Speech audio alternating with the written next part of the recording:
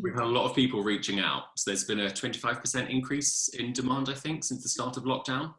What have the calls changed in any way since lockdown? Has there been a shift in what people are calling up about, or is it just been an increase in numbers?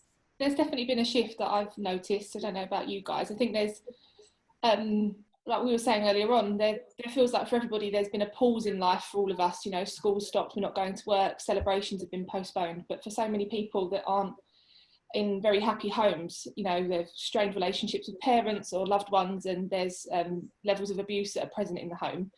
Coronavirus hasn't stopped that for those guys, and actually they haven't got the space to escape to where they would have normally, be that their school, you know, teachers that they confided in, friends' houses, etc. So that seems to be really exacerbating the problems that people were probably experiencing pre-lockdown, but they've been made worse by that. I've definitely seen an increase in conversations of that type since the lockdown began.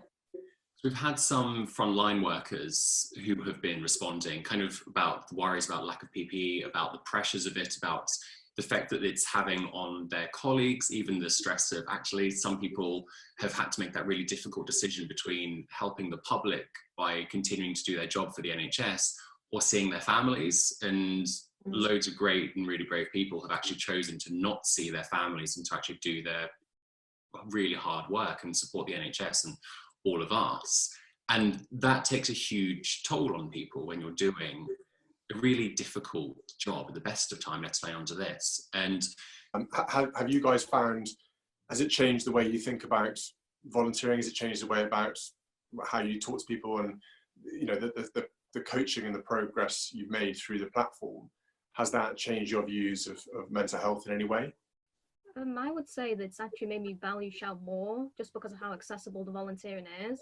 Because I think a lot of mental health volunteering, particularly at the moment, it's all face-to-face, whereas those services are shutting down right now when we're in lockdown, but we're still there for people. And what sort of things help those who are reaching out? Is it, from your experience, is it reassurance? Is it purely just having these conversations and being able to share their worries and anxieties? I think for a lot of the texters, that they want to feel heard, and I think you know, like was said, so the other services aren't there to listen to them at the moment. There's nobody around. A lot of people don't have friends that they can get, you know, and see face to face.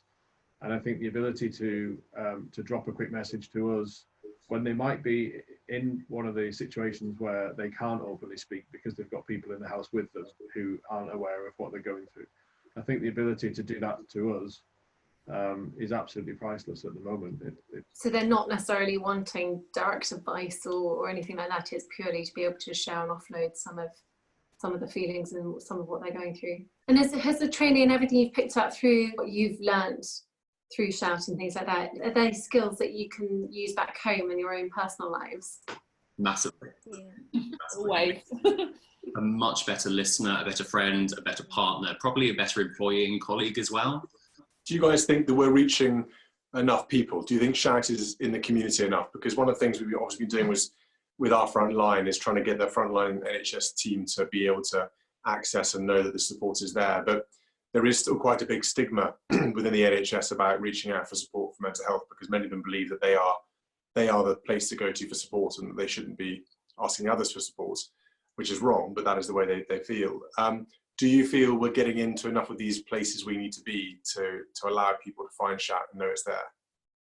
No, I think not enough people know about us. And also, we were saying this earlier, I think people fear that at the moment, because of what's going on and the virus, that the kind of their mental health it isn't as important as what's happening in the world at the moment. And so people are putting it on the back burner and thinking, you know, oh, that doesn't matter. It's, you know, compared to what everyone else is going through at the minute, I can just get on the end of this. But I mean, don't, like, we're here, that's what the service is there for. And yeah, we just wish that more people would text in as and when they feel like they need it. So have you got a message? Those wanting perhaps or thinking about reaching out but haven't yet done so, what would be your message? Reach out. Yeah. We're here, you know, and don't think that it's not valid because of everything else that's going on in the world. The problem is too big or small for us to talk about.